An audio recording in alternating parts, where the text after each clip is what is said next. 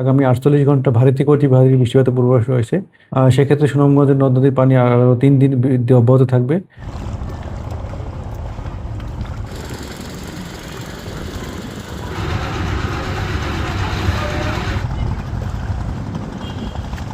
সুনামগঞ্জে এবং সুনামগঞ্জের উজানের যে মেঘালয় রয়েছে, এই মেঘালয়ে আগামী ৪৮ ঘন্টা ভারী থেকে অতি ভারী বৃষ্টিপাতের পূর্বাভাস রয়েছে।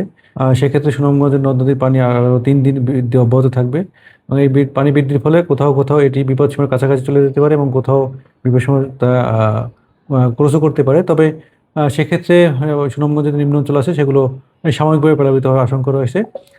তবে বন্যা পরিস্থিতির মতো পরিস্থিতি হবে না। হয়তো বিপদসীমা অতিক্রম করবে, কিন্তু সেক্ষেত্রে হয়তো সাময়িক সময়ের জন্য বিপদসীমাটা অতিক্রম করতে পারে।